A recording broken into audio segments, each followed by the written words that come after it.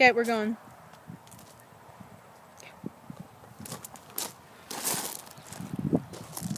Have you ever watched a track meet on TV or seen one in person? If so, you might have seen people throwing something that looks like a metal frisbee. Those people are throwing discus. A lot of people think that to be a good discus thrower, you have to be big and tall and tough and strong. And they're halfway right, but being a good discus thrower is much more focused on your technique rather than your physical features. Technique is a key feature in any good discus throw. I'm going to show you how technique is used in the full throw, power throw, and South African throw.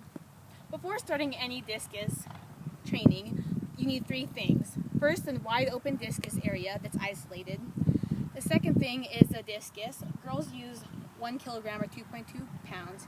It can either be plastic or metal, but I personally prefer metal.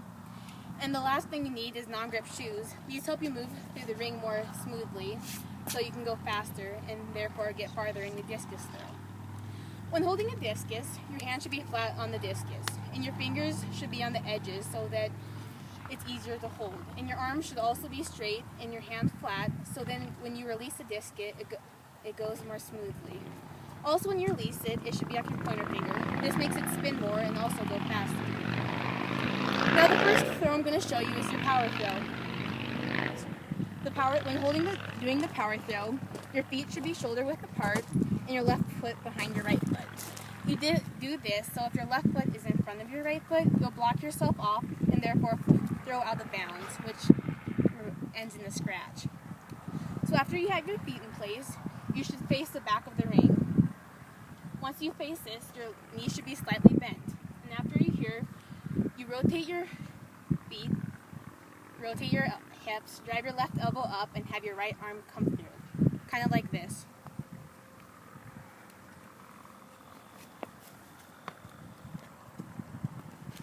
Now the next throw I'm going to show you is a South African throw. When doing the South African throw, you actually start in the back of the ring, but face the left side of the front of the ring. Your right foot should be back, and your left foot should be a little bit forward. When doing this spin, you do 2 pivots. The first one with your right foot, the second one with your left foot, and then you'll be in your power position again, so you can do it just like you did before. Again with the power position, you have your feet shoulder width apart, your legs slightly behind your right foot, your knees bent, face the back of the ring, drive your left elbow up, rotate your hips, and have your right arm come through. Kind of like this.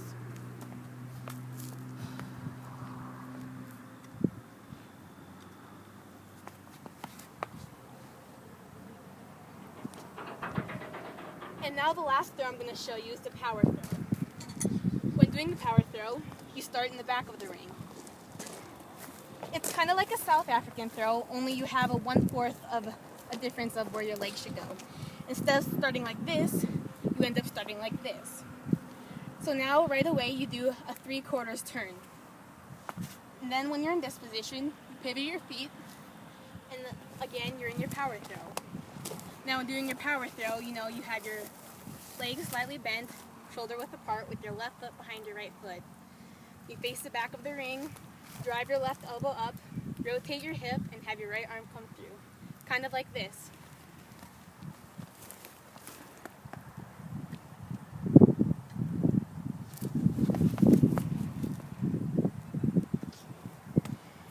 Hopefully these throws have helped you see that technique is important in any good discus throw.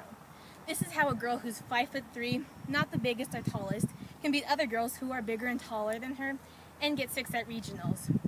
Hopefully next time you try discus, you'll use these steps and hopefully you'll improve your technique.